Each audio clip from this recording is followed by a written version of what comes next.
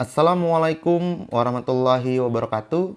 Shalom, Om Swastiastu, Namo Buddhaya, salam kebajikan.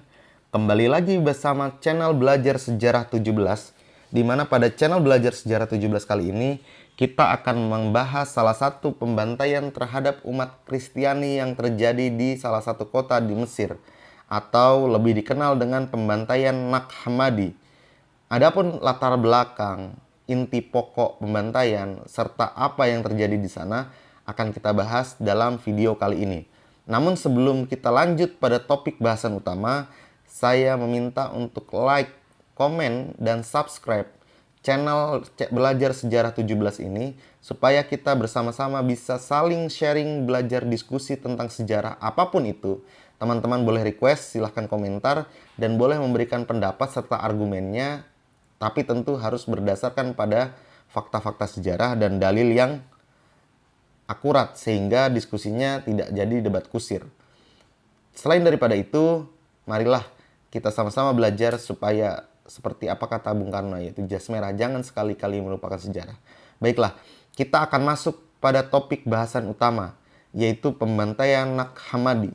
Pembantaian Nag Hammadi adalah pembantaian terhadap umat Kristen Koptik yang dilakukan pada malam tanggal 7 Januari 2010 di kota Nag Hammadi, Mesir. Pembantaian itu terjadi di tangan orang-orang bersenjata Muslim di depan katedral Nag Hammadi saat umat Kristen Koptik meninggalkan gereja setelah perayaan liturgi ilahi Natal tengah malam. Pembantaian itu mengakibatkan terbunuhnya 8 orang Koptik dan 1 orang Muslim yang sedang lewat. 9 orang Koptik lainnya dipastikan terluka dan 2 orang Muslim dilaporkan terluka dalam serangan tersebut. Sedangkan Kementerian Dalam Negeri Mesir saat itu mengatakan pihaknya menduga serangan itu dimotivasi oleh dugaan pemerkosaan oleh seorang Kristen terhadap seorang gadis Muslim di Mesir. Pembantaian Nag Hammadi mendapat perhatian internasional yang luas dan dikutuk oleh Paus Benediktus 16 saat itu, anggota parlemen Lebanon Nadim Gemayel, dan Menteri Luar Negeri Italia Franco Frattini, serta Menteri Luar Negeri Kanada Laurence Cannon, yang juga mengutuk tindakan tersebut. Pembantaian tersebut merupakan salah satu wabah kekerasan anti-Kristen yang paling serius di Mesir, dan yang terburuk sejak pembunuhan 21 orang Kristen Koptik di Kosheh pada bulan Januari 2000. Sekedar catatan, memang ternyata di Mesir di zaman itu sudah banyak pembantaian-pembantaian atau gerakan-gerakan anti-Kristen yang dilakukan oleh gerakan-gerakan sporadis atau kelompok-kelompok ekstremis yang mengatasnamakan Islam, terkhusus di awal era tahun 2000-an. Latar belakang terjadinya pembantaian tersebut adalah Kristen Koptik merupakan minoritas agama terbesar di Mesir dan mewakili antara 15% dan 20% dari populasi yang lebih dari 100 juta orang Mesir. Perkiraan ukuran populasi Kristen Mesir bervariasi, mulai dari angka pemerintahan yang rendah sebesar 6 hingga 7 juta, hingga 15 sampai 19 juta yang dilaporkan oleh para pemimpin gereja.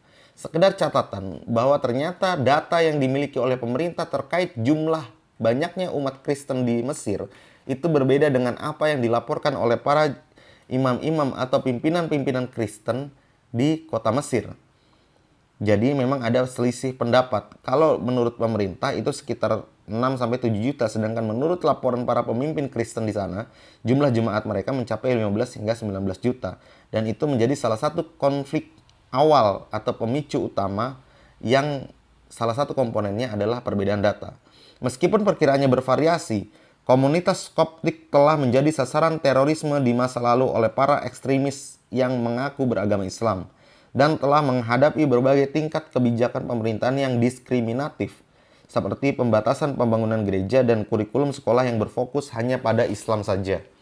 Sejak tahun 1970-an, kebangkitan gerakan Islam di Mesir telah menyebabkan kekerasan kesaktrian, sengketa atas tanah, dan hubungan antar agama terkadang telah memecah belah masyarakat di sepanjang garis agama, dan kelompok hak-hak sipil telah mengkritik penanganan kasus-kasus tersebut oleh otoritas lokal. Polisi dituduh menunda tanggapan mereka terhadap laporan pertikaian dan kemudian menangkap lebih banyak orang Kristen daripada orang Muslim. Investigasi kriminal terkadang dihentikan demi pertemuan rekonsiliasi informal. Bentuk-bentuk diskriminasi anti-Kristen lainnya di Mesir termasuk diskriminasi dalam perekrutan di sektor publik dan pengangkatan staf di universitas negeri, larangan belajar di Universitas Al-Azhar atau yang menjadi lembaga yang dinilai atau dinanai publik dengan sekitar 1,5 juta mahasiswa, dan pelarangan pekerjaan tertentu seperti guru bahasa Arab.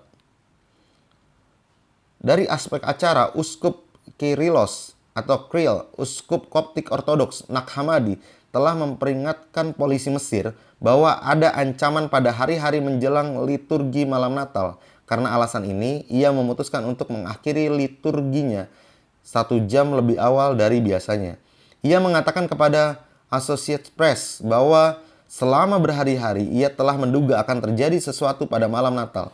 Ia mengatakan bahwa ia meninggalkan gereja beberapa menit sebelum serangan itu dan harus melalui pintu belakang ketika sebuah mobil yang dikendarai secara mencurigakan berbelok mendekatinya. Beberapa detik kemudian, ia mendengar kekacauan dan tembakan senapan mesin. Ketika para jemaah Kristen meninggalkan katedral Nag Hammadi setelah liturgi ilahi malam Natal, sebuah mobil berhenti dan dilepaskan ke kerumunan. Akibatnya 8 orang Koptik, semuanya berusia antara 15 hingga 23 tahun, tewas. 6 orang meninggal seketika, sementara 2 orang lainnya meninggal keesokan harinya karena luka parah. Seorang pengamat muslim juga tewas dalam serangan tersebut. 9 orang Koptik lainnya dipastikan terluka dan 2 orang muslim dilaporkan terluka dalam serangan tersebut. Adapun akibatnya, pada tanggal 8 Januari 2010, 3 orang dari suku Berber Al-Hawara ditangkap dan didakwa dengan pembunuhan berencana yang terkait dengan pembantaian Nag Hammadi. Ketiga terdakwa tersebut adalah Muhammad Ahmed Hassanin yang lebih dikenal dengan Hammam Al-Kamoi, Kursi Abdul Hagag, dan Haddawi Syed. Sidang dibuka pada tanggal 13 Februari 2010. Meskipun awalnya mengaku kepada polisi, mereka mengaku tidak bersalah atas tuduhan pembunuhan berencana, membahayakan nyawa warga, dan merusak properti. Mahkamah Keamanan Negara Agung menunda sidang hingga 20 Maret 2010. Dalam sidang kemudian ditunda 12 kali. Para terdakwa muncul di pengadilan untuk vonis akhir pada tanggal 16 Januari 2011. Al-Kamoni menerima hukuman mati atas pembunuhan berencana terhadap 7 orang serta atas percobaan pembunuhan terhadap 9 orang lainnya yang terluka. 2 terdakwa lainnya dijatuhi hukuman pada tanggal 20 Februari 2011. Adapun motif, pejabat Mesir menduga penembakan itu mungkin sebagai balas dendam atas dugaan pemerkosaan seorang gadis berusia 12 tahun dari suku Barbel Al-Hawara oleh seorang pria Koptik di kota terdekat Falshot pada bulan November, yang pada saat itu menyebabkan kerusuhan selama 5 hari dan serangan terhadap bisnis dari properti Kristen di Mesir Hulu. Seorang pria ditangkap dan didakwa dengan dugaan pemerkosaan pada tanggal 21 November 2009. Artinya, memang serangan yang dilakukan oleh ekstremis Islam saat itu bukan tanpa alasan, karena ada upaya atau ada bukti nyata perilaku pemerkosaan yang sangat keji oleh seorang pria Kristen Koptik yang dilakukan terhadap seorang anak belia berusia 12 tahun yang kemudian itu menjadi pemicu kerusuhan. Dan orangnya ditetapkan sebagai seorang tersangka. Reaksi Mesir setelah pembantaian Nag Hammadi dan serangan terkait polisi Mesir menggerebek rumah-rumah keluarga Kristen Koptik di Nag Hammadi pada tanggal 10 Januari 2010 dan menangkap 22 pemuda Koptik yang sebagian besar masih remaja. Pemuda Koptik ini ditahan di kantor polisi Nag Hammadi selama beberapa hari, kemudian dipindahkan ke penjara di Provinsi Lembah Baru yang terisolasi. Tak seorang pun dari pemuda Koptik yang ditangkap pernah terdakwa secara resmi atas kejahatan apapun. Baru 2 minggu setelah pembantaian itu, Presiden Hosni Mubarak menyampaikan pernyataan pertamanya yang secara langsung mengutuk apa yang terjadi. Ia menyatakan bahwa tindakan kriminal di Nag Hammadi telah membuat hati rakyat Mesir berdarah, baik Koptik maupun Muslim. Inisiatif Mesir untuk Hak Pribadi atau APR mengutuk serangan tersebut dan menyatakan bahwa meskipun ada peringatan dari otoritas gereja setempat mengenai kemungkinan kekerasan selama Hari Raya Koptik, polisi tidak meningkatkan keamanan untuk Natal. Pada tanggal 9 Januari 2010, Ratusan orang di Kairo berdemonstrasi membawa plakat yang mengancam diamnya pemerintah dan menyatakan kami semua adalah Koptik. Pada hari yang sama, polisi Mesir menangkap 20 orang yang berdemonstrasi di kota Bahgura menentang pembantaian Nag Hammadi.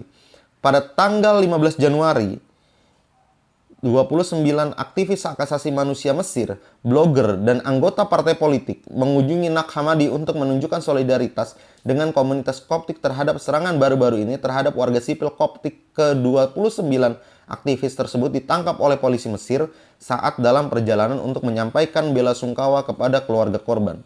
Kelompok tersebut termasuk aktivis terkemuka seperti Wael Abbas, anggota Gerakan Pemuda 6 April, dan anggota Partai Front Demokratik. Kelompok tersebut termasuk 8 wanita, salah satunya adalah warga negara Perancis. Para aktivis tersebut ditahan dan diinterogasi oleh jaksa penuntut di Kegubernuran Kena. Sejumlah dari mereka didakwa melakukan demonstrasi ilegal, meneriakkan slogan-slogan menentang negara, dan menyebabkan kekacauan. Anggota kelompok tersebut membantah tuduhan ini dengan menyatakan bahwa polisi Mesir menangkap mereka ketika mereka tiba di stasiun kereta api dan bahwa kelompok tersebut tidak sempat melakukan gerakan atau kegiatan apapun. Adapun sikap-sikap atau bab terakhir dari bahasan ini adalah bagaimana reaksi internasional atas pembantaian di Nag Hammadi Mesir tersebut. Pembantaian Nag Hammadi mendapat perhatian internasional yang sangat luas dan dikutuk oleh Paus Benediktus seperti yang saya sebutkan di awal, anggota parlemen Lebanon, Menteri Luar Negeri Italia, dan Menteri Luar Negeri Kanada. Tindakan pemerintah Mesir setelah kejahatan tersebut juga dikecam keras oleh Sarah Leah Whitson, Direktur Human Rights Watch untuk Timur Tengah. Pihak berwenang Mesir seharusnya fokus pada penyebab penembakan tragis terhadap 6 orang Kristen Koptik, ungkapnya. Sebaliknya, mereka menangkap para aktivis yang upayanya untuk menyampaikan bela sungkawa yang merupakan langkah penting menuju penyembuhan keretakan sekretrian. Jadi, itulah kenapa kemudian terjadi konflik tersebut, bahwa sebetulnya konflik tersebut bukan antar umat agama.